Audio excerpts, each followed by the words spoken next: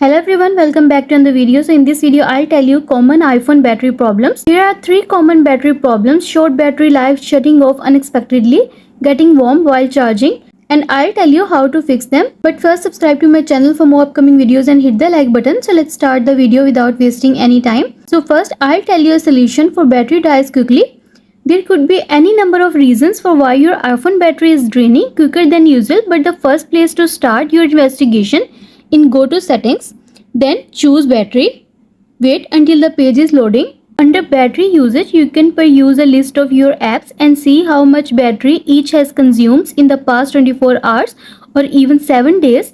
If you can live without a battery hungry app, then delete it. Before deleting an app, make sure you read the fine print and see if underneath its name in the above list, you see background activity or background location listed. An app might be eating more than its fair share of battery resources because it's continually updating in the background or constantly requesting your location. For the former, go to settings and then go to general option. Next, scroll down and choose background app refresh. You can disable it altogether or for individual apps. For the latter, head to settings.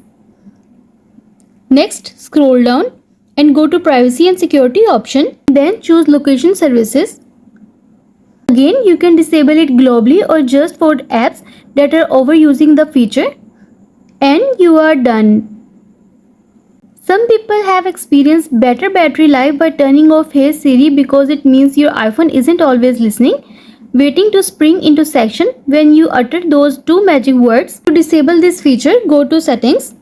Next, scroll down and choose Siri option and then choose Talk to Siri and choose Off from here and turn off Siri, and you are done. Next, you should check for software update. Perhaps there is a new version of iOS that will play nicer with your iPhone and its battery. For this, go to settings, choose general option and choose software update. Wait until the page is loading. See if there is any update available, then tap on update now and update the latest version of iOS, and you are done. And the next step is restore from backup or factory reset.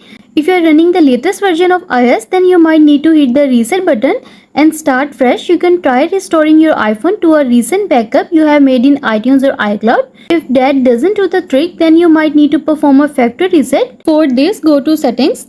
Next, scroll down and choose general option. Scroll down to the bottom and choose transfer or reset iPhone. Then choose erase all content and settings. And then tap on continue. And then choose erase iPhone and follow the on-screen instructions, and you are done.